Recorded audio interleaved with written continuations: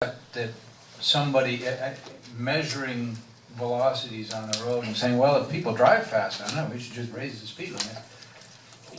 This is something that I think we heard a lot about, particularly this last election, that people are very concerned about Lake Worth in terms of making neighborhoods, the quality of life in neighborhoods better. And if that means we need to go up against a green book and say, look, in our community, we want to have other things optimized than vehicles. We're not about getting as many vehicles as fast as possible. We're about protecting people's lives, letting them be able to walk, letting Mark be able to bicycle when he wants to, safely. You know, that just really frosts me a lot. And we need to push back on it. It may be a county road, but it's in our city. And if it's, I don't even understand why it's a county road. Anybody going on that road should be coming, doing something in our city anyhow. They're not on the way to Boca. So, we should be able to dictate and put a lot of pressure on them that, look, your green book was written for people a community where everybody drives cars and that's the only way that people get around and you need to move the cars as fast as possible. That's fine. That's not our community. Don't impose those rules on our community. Let's do something better. So, yes, I do agree with John Zerdy's suggestion. I'm very familiar with the light at D Street on 10th Avenue North. I don't understand why there isn't one on 6th Avenue. I don't understand that either. Certainly would be at least a start of doing something. I know the story. It was enforced. The county wanted it there because of the intersection at 10th Avenue and Dixie. You said that the light at 10th and D. Yeah. Because of the traffic at Dixie and 10th is so bad. And the traffic at 6th and Dixie is not bad? No, it was to help relieve some of that activity at that intersection. I'm just going from memory on that. But you're absolutely right, Commissioner. I mean, we need to be a bit assertive about what works for our community. But I wanted you to understand that it's not just abstract reasoning. There is engineering principles that the state and the county uses that you're talking about. And that comes into play when you design a road. If you really wanted the road to be a neighborhood street, it should have been designed originally with those features in it so that it's not comfortable to drive the speeds that you have. So when you start to unravel that, you've got to put in design features and invest in that roadway to make it a neighborhood street, and then deal with the traffic impacts in other ways.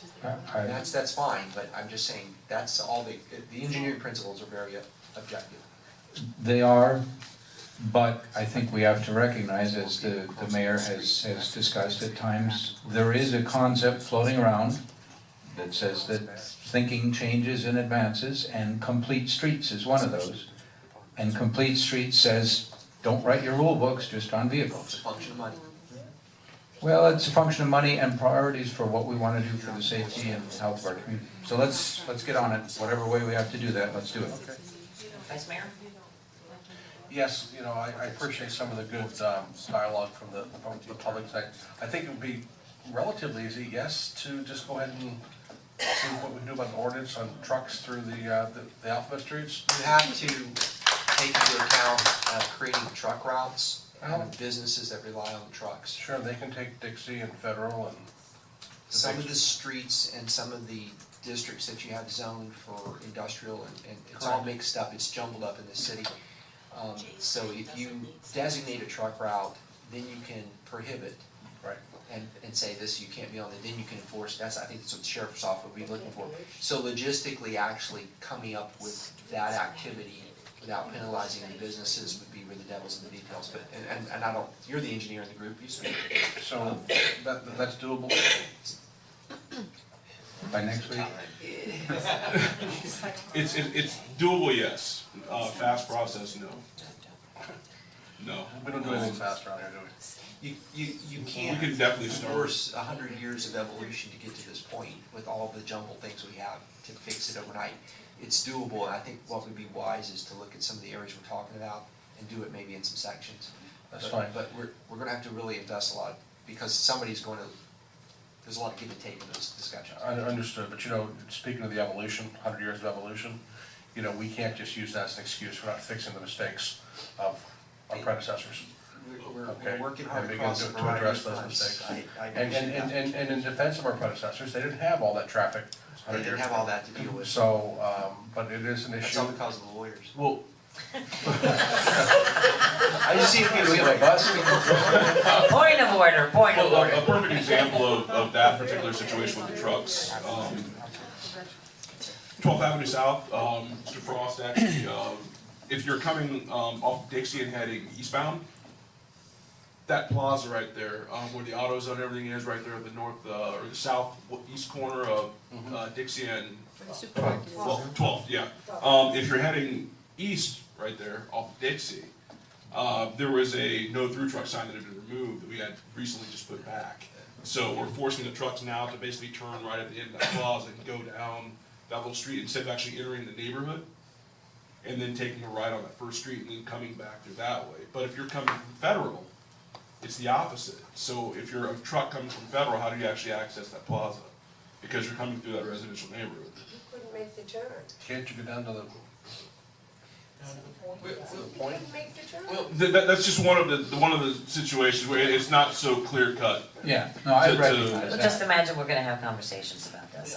It's not a black and white thing. It's not a really clear cut thing. But that's just a simple. What's the difference between, I'm sorry, may I just ask you a question to your question? Well, yeah, and I think the city manager kind of alluded, we'd have to do this in, bite-sized pieces. Correct.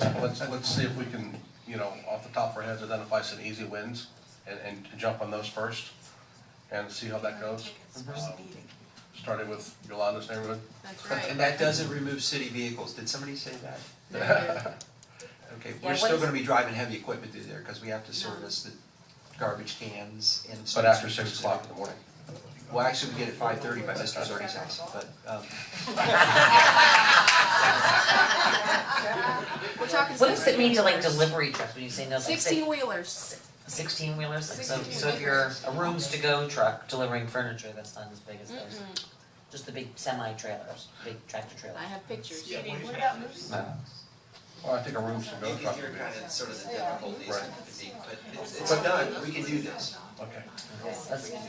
Okay, excellent, thank you. We've got a motion on the floor in a second, all those in favor? Aye. Aye. All those opposed? Motion carries unanimously. Thank you. Do we have any, utility reports today? Not today. Okay, Madam then, Mayor. yes. Just real quick, I wanted to ask the city manager, we don't have any updates on utility, but can we see that in the near future? Because I know we have some deadlines coming up with the UF board and We have that there might coming be up. some direction that we need to. Actually, UAB's meeting, I think, next week, so we'll have a report for the next meeting. Thank you. All right, do we have the city attorney report? No report. City manager report? Yeah, a couple things, Mayor, Commission. Mary Lindsay kind of stole my thunder here to congratulate the attorney on the award, but it was the League of Cities for exemplary involvement and support to the priorities and programs of the League of Cities. So, just wanted to officially.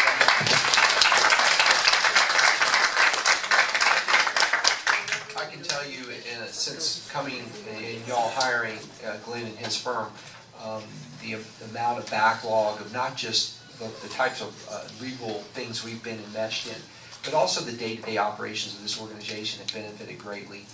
The way we do contracts, the policy and procedure, all the things that we're trying to create a well-run professional organization for you. It turns on what they're able to help us do in the legal advice, and so I can't thank them enough. They've been great with the organization.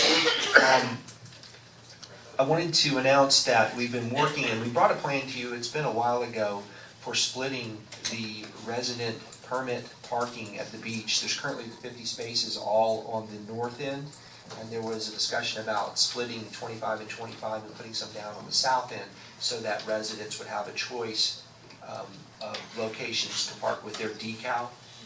And there's no net loss of the county required spaces. We're ready to move forward with that plan, but we wanted to announce it here first that you're going to see the lower 25 spaces that are furthest west from where the casino is on the decal parking, relocated to the south end to allow enough spaces for there to be both covered ability to park. So people that wanna use the beach Say, We're gonna move 25 and split the spaces and move them south in the parking lot. Because there were people who, I saw nobody's mouth to be removed. There was a request a while ago about the fact that there's no parking down near the pier and Benny's in that area for anyone to access. We're using a decal. So they were having to all park on the north end and walk. So the fair idea was to split the two. so say again where they are now and where they. They are currently in the northwest corner. We're gonna be moving them to the south Half of it. east, well, west. They're gonna be furthest to the, East. and we have a visual I can send out to show you, but I wanted to, yeah, I'm not drawing a good picture. It's not gonna be in the upper lot, that's not gonna happen. Yeah. They'll be down in the lower lot. In the lower lot. Lower south. Yes, correct. Does that make sense?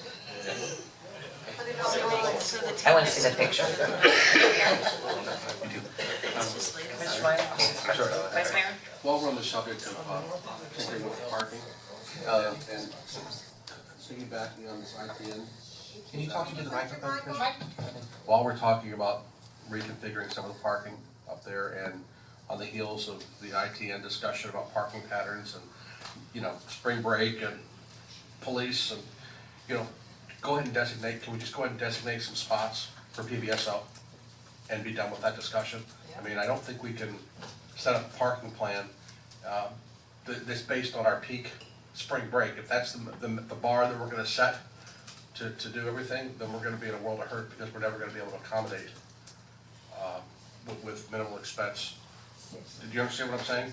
I can't, if we can designate parking spaces and not violate the minimum number required by the county agreement, the answer is yes. Sometimes you have to break the rules. We don't say it publicly. I have a character flaw. Sorry, county, you didn't hear that. No attention. But I guess my point is, that issue is, I would think, easily resolved if we just mark a space. We'll work with them, we'll work with the county employees. Commissioner Meyer? Yes, I was just hoping that we can streamline this process and instead of allowing 25 people to find that the spaces they were expecting to be there have moved, if we could maybe send out an email to everyone who has applied for a I'm gonna permit. get to that point as well, Commissioner, very well said. Commissioner Amoroso? I think there was a little confusion when I mentioned that the police were down on A1A and couldn't get up. They don't have a problem parking, the police can park anywhere they want, and they do. It's not a parking issue, it was a getting there issue. And it's not just spring break, I'm on Lake Avenue, and there's other merchants in here, and traffic is backed up sometimes all the way down Lake Avenue in front of our stores during peak season, holidays, Christmas, other times. I was just using spring break as a for instance, but it's not a parking issue, it was actually getting to the beach, because on those holidays, there is not enough parking, so it backs up, they're waiting for people to get in and get out, and that's really what the backup in the structure is, because again, it comes to not having enough parking, they're waiting to get in and get out, all that fun stuff. I just have a question, and forgive me if I'm a fly in the ointment, so to speak. But if we're gonna be looking at the beach parking situation to see how we need to adjust it or fix it or whatever else, and discuss that, because it's not adequate, as you stated before, why do we wanna make this change before we study? Because we might need that lot to, and I just hate for us to spend money and do something when if we figure out we might need to go around somewhere else or reconfigure the lot for some other traffic pattern in the near future, it'll be just another one of those things that we've done in the past, which is spend money and then have to go back and dig it up and spend money again, just a question. This is just basically moving signs and designations, it's not a tremendous expense, and it's something we've talked about doing for a while, and we're really probably beyond the point of doing it sooner, we wish we had done sooner, but it's not a tremendous cost on this, and we don't think that anything, whatever y'all resolve in the casino, really affects those corners. Okay, Would be just the idea. checking, just And that's a good point, Mayor. Vice Mayor?